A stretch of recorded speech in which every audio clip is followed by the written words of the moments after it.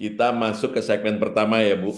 Bisakah Ibu jelaskan secara ringkas saja, Bu, apa sih sebenarnya visi utama dari Bapak Prabowo Subianto dalam membangun perekonomian Indonesia? Silakan, Bu.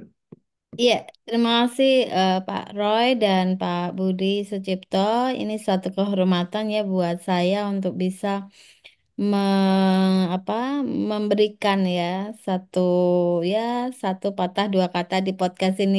Ternyata sudah apa berumur episode yang ke-50. Selamat nih Bapak.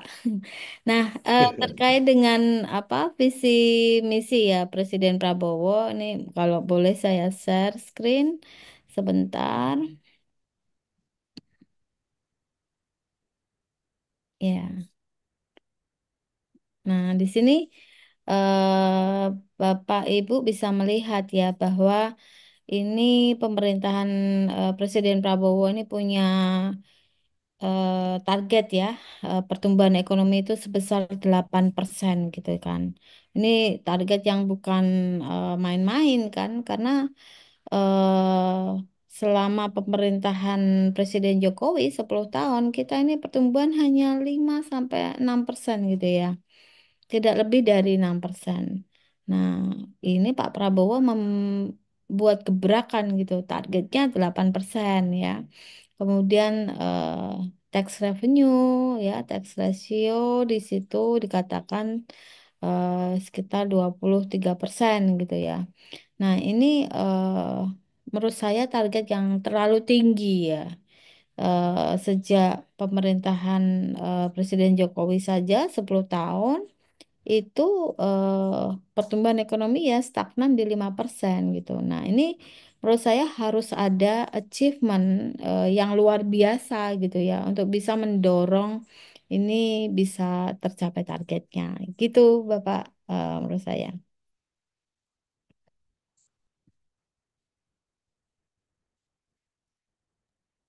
Pak Budi masih di mute, Pak Budi. Ya, kita memang banyak yang bilang ya bahwa eh, targetnya itu cukup tinggi gitu ya. Em, Meskipun ada juga yang, ya tentu saya semua tergantung analisisnya ya, mengatakan bahwa sudah seharusnya kita seperti itu gitu. Nah, tentu saja target 8% ini kan bukan hal yang mudah tadi Ibu Esa sampaikan ya. Nah, tentu harus ada dukungan-dukungan sektor-sektor. Nah, menurut pandangan Bu Esa ini, sektor apa saja sih yang harusnya jadi prioritas supaya ekonomi ini bisa tumbuh 8%. Tentu saja tidak tahun pertama ya, mungkin tahun keempat atau kelima barangkali ya, ini target kan ya. Eh, Sektor apa saja Bu yang kira-kira harus menjadi prioritas agar pertumbuhan ekonomi 8% itu dapat tercapai? Ya, jadi untuk bisa mendrive pertumbuhan ekonomi 8% itu kita bisa mengidentifikasikan Bapak dari teori ekonomi ya. Selama ini kan pertumbuhan ekonomi itu didrive oleh consumption household gitu ya. Artinya konsumsi rumah tangga. Itu sekitar kontribusinya itu sekitar 53% ya terhadap pertumbuhan ekonomi. Kemudian investasi, kemudian ekspor, kemudian government expenditure, kemudian tax ya dikurangi transfer. Nah, namun demikian yang paling dominan dari eh, mesin pertumbuhan ekonomi itu, yang paling dominan adalah konsumsi. Nah, padahal kalau menurut saya, kalau memang itu targetnya 8%, maka yang harus diaktifkan tidak hanya mesin konsumsi, gitu kan, tetapi mesin investasi, mesin ekspor. Nah, oleh karena itu, sektor apa yang memang pas gitu ya untuk mendrive ya eh, dilihat dari misi ya dari Presiden Prabowo itu kan ada hilirisasi ya yang menjadi driver untuk pertumbuhan ekonomi itu juga bisa di drive. eh, saya yakin kalau kita melakukan hilirisasi industri, eh, artinya kita tidak mengekspor barang mentah lagi. ke luar negeri, tetapi kita mengekspor produk yang sudah jadi atau paling tidak produk intermediate, maka nilai tambahnya akan ada. Nah, artinya kalau itu bisa dilakukan, maka nilai ekspornya akan meningkat. Nah, tentu ini adalah kita perlu pengembangan di sektor manufaktur ya. Kemudian sektor pertambangan, karena kan yang dilakukan hilirisasi tidak hanya di perkebunan, pertanian, tapi ada 8 sektor. Perkebunan, pertanian, ya, kemudian kelautan, perikanan, kemudian pertambangan dan mineral, ya, mineral, batu bara, kemudian minyak, gas dan bumi gitu. Jadi itu adalah eh, sektor-sektor yang bisa mendrive dari pertumbuhan ekonomi. Demikian, Bapak. Jadi memang banyak juga sektornya, Bu ya. Bisa dibilang hampir semua sektor harus digerakkan. Betul. Nah, eh, memang ini adalah satu target yang kalau saya bisa katakan cukup ambisius, tapi bukan berarti tidak bisa dicapai. Tapi Sepakat. ya, nah oleh sebab itu di dalam Pak Prabowo mempunyai visi seperti ini, di lain pihak tantangan global ini juga nggak mudah. Ya, Ya, dalam arti yang tadi kan kalau Ibu bicarakan tadi lebih di internal ya, menggerakkan semua sektor. Tapi ternyata di global itu ada juga masih masih dibayang-bayangi dengan geopolitik, masih dibayang-bayangi juga dengan resesi dan juga menurut World Bank atau IMF atau apapun pertumbuhannya juga tidak terlalu signifikan. Pertumbuhan global, Bu ya, untuk tahun ini mereka memperkirakan tidak terus demikian. Nah, untuk hal ini, kebijakan apa yang seharusnya diambil oleh Pak Prabowo dalam menghadapi tantangan dari eksternal itu? ya. Terima kasih Pak Roy. Ini pertanyaan yang menurut saya sangat menarik ya.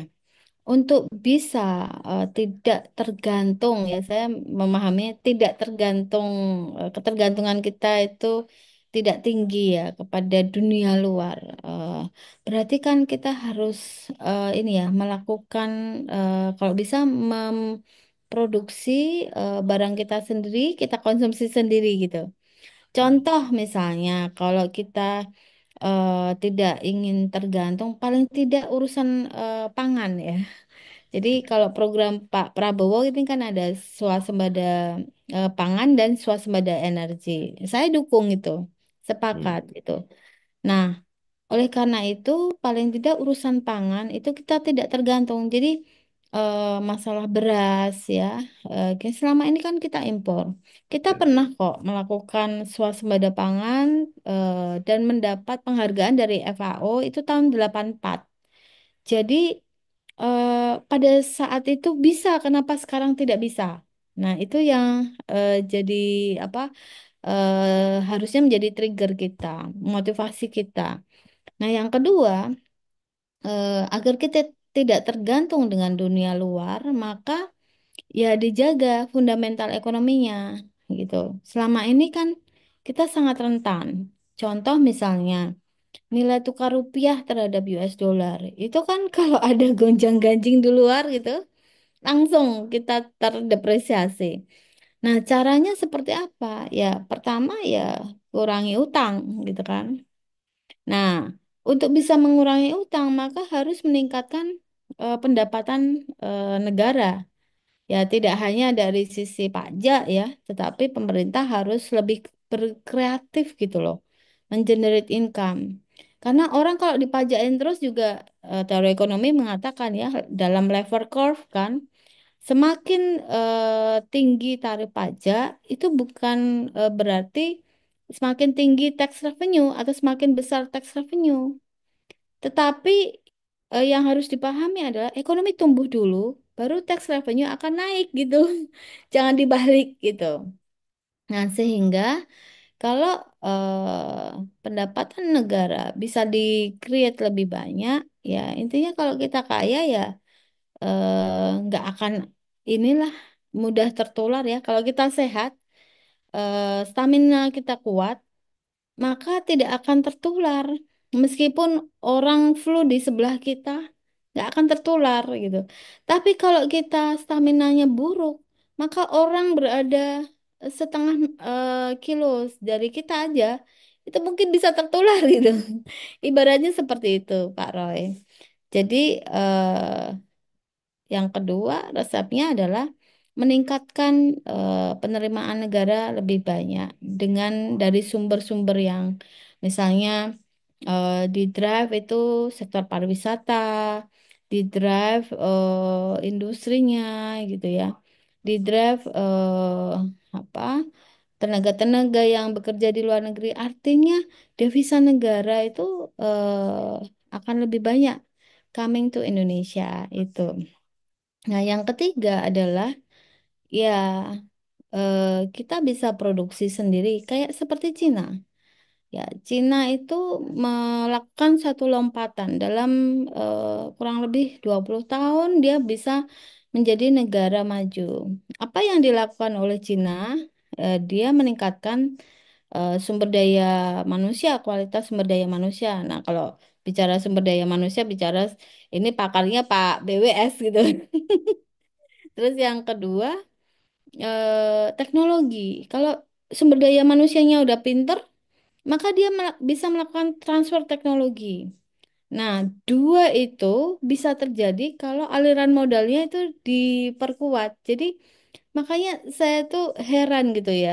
Oh, Cina kok bisa? Nah, ketika saya melakukan riset, ya kebetulan saya ada komparasi antara apa industri yang ada di Singapura, Malaysia, kemudian Thailand gitu dan Cina gitu ya dan eh, di situ saya temukan bahwa eh, pengembangan sumber daya manusia itu hal yang sangat urgent dilakukan. Cina mengirimkan sekitar 1.000 orang tiap tahunnya ke luar negeri. Nah, mereka yang dikirimkan itu hanya mendapatkan allowance dari pemerintah Cina, tetapi mereka tidak bayar tuition fee. Nah, jadi gratis tuition fee-nya. Nah, tuition fee-nya itu dibayar sama Cina dengan melakukan ini tukar tukar guling ya. Jadi kalau ada investor dari negara tersebut datang ke Cina, maka akan diberikan insentif pajak, insentif-insentif fiskal yang lainnya. Nah, sehingga itu adalah ya agreement ya antara G2G gitu.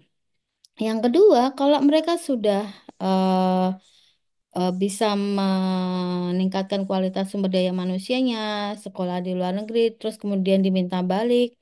Terus yang kedua, mereka dapat aliran modal kan dari investor-investor itu. Dan yang ketiga, mereka bisa melakukan transfer teknologi. Itu teori pertumbuhan ekonomi solo growth itu. Jadi kalau itu bisa dilakukan, maka saya yakin Indonesia juga bisa gitu. Itu sih Pak Roy dan Pak Budi. Baik, terima kasih. Biasanya memang kita lihat ya, saya setuju sekali ya, bahwa ketika pendapatan naik, otomatis pajak naik. Jadi pajak nggak usah dinaikkan sebetulnya ya, akan naik dengan sendirinya ketika pendapatan kita naik gitu kan. Betul. Nah, eh, nah ini kan kita ada beberapa perbedaan lah, atau mungkin pembeda lah, kalau kalau boleh dikatakan ya, yang berusaha di diperkenalkan oleh presiden kita yang baru ini. Nah, secara umum nih, biasa apa sih yang membedakan from economic perspective ya, pemerintahan kali ini nih dengan pemerintahan presiden-presiden sebelumnya. Pemerintahan kali ini kan dibuka dengan kenaikan PPN 12%. Hmm. Orang ribut, kan gitu kan? Kemudian ada penyesuaian hanya untuk ini, gitu kan? Nah, jadi yang melekat kan first impressionnya kan itu ya di masyarakat ya. Nah, tapi kalau kita lihat secara menyeluruh nih, Bu Esa mengamati ya, membedah mungkin ya strategi ekonomi Pak Prabowo ini. Apa sih yang kayaknya bisa membedakan antara pemerintahan beliau dengan pemerintahan presiden-presiden sebelumnya, termasuk mungkin Pak Harto gitu, Bu Ya, Esa? ya. Terima kasih Pak BWS nih sangat menarik. Jadi kalau kita identifikasi ya dari tahun ke tahun. Saya bandingkan dengan Presiden Jokowi aja lah yang terdekat ya. Kalau Pak Harto mungkin agak jauh gitu. Nah, Presiden Prabowo ini mewarisi ya sebagian problema yang dari pemerintah sebelumnya.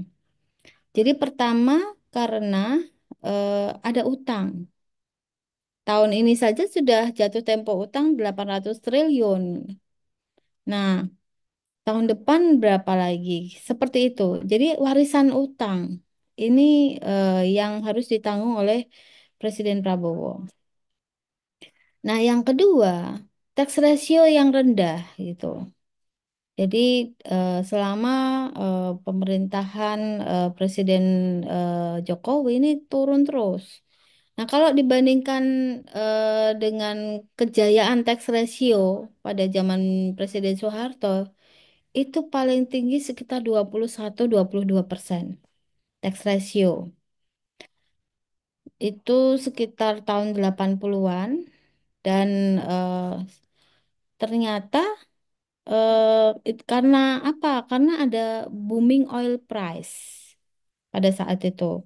Nah, namun kemudian turun terus sampai akhirnya ya sekitar 9-10% tax ratio. Nah, ini adalah warisan problema juga. Nah, karena warisan problema itu harusnya sadar diri gitu ya. Eh, saya berharap, wah ini ada gebrakan baru dari Presiden Prabowo. Namun ketika diumumkan ya kabinetnya, kan kita waktu itu wah kabinet Zaken, udah senang aja ya. Waduh ini ada apa? Kita bisa keluar dari jebakan Batman ya, middle income trap gitu kan. Wah udah senang saja saya. Tetapi ketika diumumkan kabinetnya itu, wah super gemoy gitu kan sekitar 107 menteri dan wakil menteri, belum ada kepala lembaga, kemudian belum ada utusan apa gitu kan. Itu wah ini nggak bisa ini dapat 8% ini. Karena apa? Kembali lagi ke teori ekonomi. Kalau teori ekonomi kan mengatakan, kalau ingin meningkatkan pertumbuhan ekonomi, maka belanja modal harus lebih besar daripada belanja rutin. Lah, ini kita kan sudah terbebani belanja rutin yang sangat banyak, ditambah kok kabinetnya super gemoy, itu kan meningkatkan belanja rutin berkali-kali lipat gitu kan. Nah, itu yang saya khawatirkan. Padahal APBN ini kan ya paling sekitar 3.000 ya triliun ya sampai berapa 6 ribuan triliun ya. Itu kan nggak nggak proporsional lah kalau harus dihabiskan untuk membiayai belanja rutin gitu kan. Nah, jadi saya pesimis gitu kalau 8% bisa tercapai dengan kabinet yang super gemuk itu. Ibarat orang gemuk tuh mau jalan juga susah, apalagi mau lari gitu.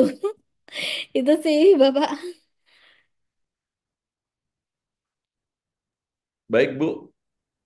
Ya, eh, saya dengan Pak Budi juga agak gemuk, Bu. Jadi bisa bisa bisa merasakan apa yang Ibu katakan tadi dan kami kami berdua berusaha untuk menguruskan diri. Mohon maaf, Bapak, bukan berarti begitu. Ya betul. Berusaha mengurangi belanja rutin, ya kan? Berusaha lagi belanja rutin supaya bisa belanja modal.